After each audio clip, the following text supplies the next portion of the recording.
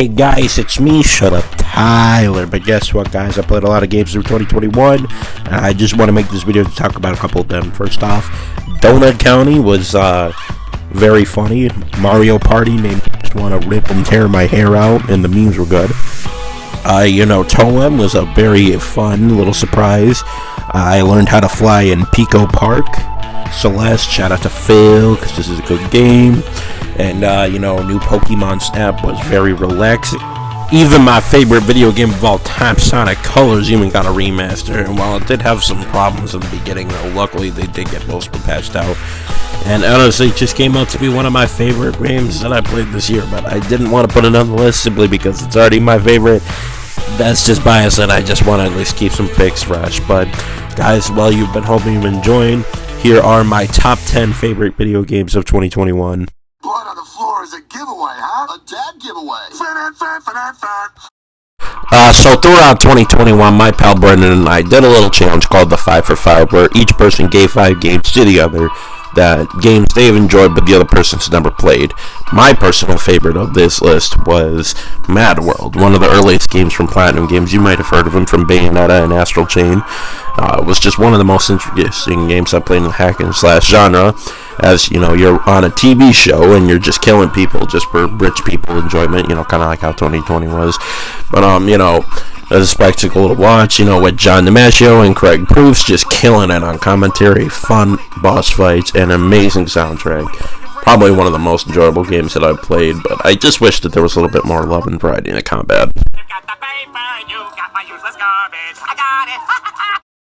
One of the most bizarre experiences with Mario, Paper Mario the ThousandYear Door, is, in my opinion, the best Mario RPG that has come out in the GameCube. While biggest complaint that is unneeded backtracking and not taking the sequel farther, it is still very enjoyable at the same time with refined mechanics and the best battle system in the series. It definitely lives up to the cult classic status it is, but there is no playable mailman in this game, so this game sucks.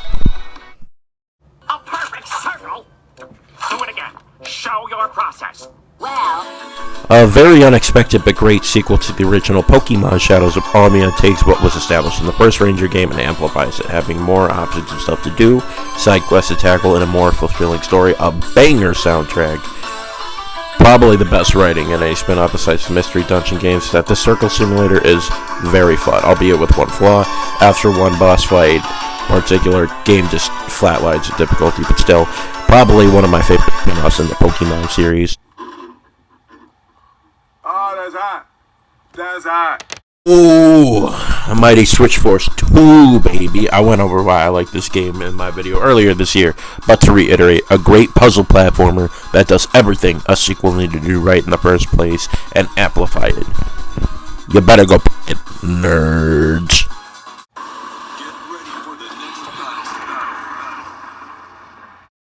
Since Kazuya got into Smash, this has got my interest within Tekken, and Tekken 7's already solidified my love of the series. 54 distinct fighters with about 200 moves apiece. Addictive gameplay that's easy to learn and hard to master. Gotta give it up for the frick game. But I did wish that there was a little bit more going on with the single player though. But still, Tekken 7 is probably one of my favorite fighting games, period. You see, I told you, all you gotta do is follow me and I'll... Probably one of the most annoying things when playing games is having 3 people for a multiplayer game. On one hand, it's just unbalanced and it's not fun for the middleman. Or it could be good, but feel like you're missing something of the package.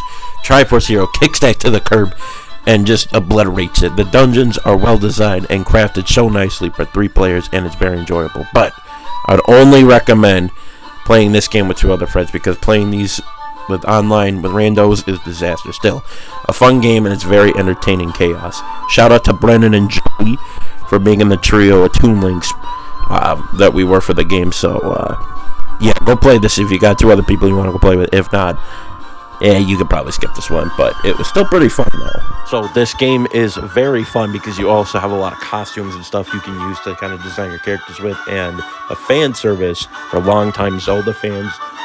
Chef's kiss, amazing.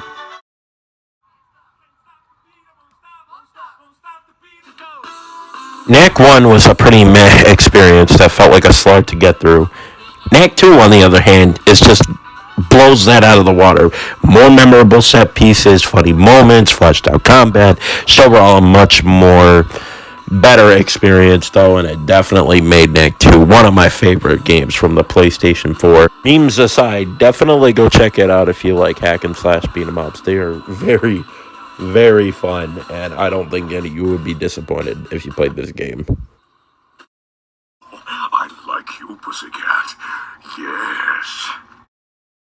You ever have Like a cats? luau with Mel I have two, and Blanc. they're certainly mixed bags. One minute they love you, and the next they hate me. Why am I talking about this? Anyways, Bowser's Fury is just one of my favorites from 2021. Just a giant sandbox level you keep. It's kind of like a mix of Odyssey and 3D World, and that's just fantastic.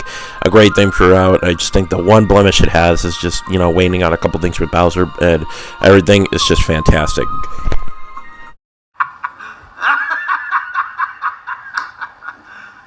You serious? Okay, but for real, this did make me a Spider-Man fan. The gameplay is so invigorating and addictive to go and experience. It makes me feel like I'm just watching a lost movie of like a Spider-Man one, probably like one of the Sam Raimi ones. I think the only blemish is just like the ham-fisted stealth missions it sprinkles in a lot throughout the game, but even then they probably don't feel as bad as probably making it out to be. I love swinging through New York. It never gets old. It's a must play if you have a PS4. Also, go watch No Way Home. Even if you haven't seen any of the other ones, or just go see it, you'll absolutely love it. This was a really good one, and runner-up, but the next game really just outdid it. Why don't we get into it? Hello, and welcome to fanfiction.net. So, welcome to Fanfiction, the game, but Miitopia is just one of the funniest games you could play. You should play as an RPG where you decide the cast and what happens.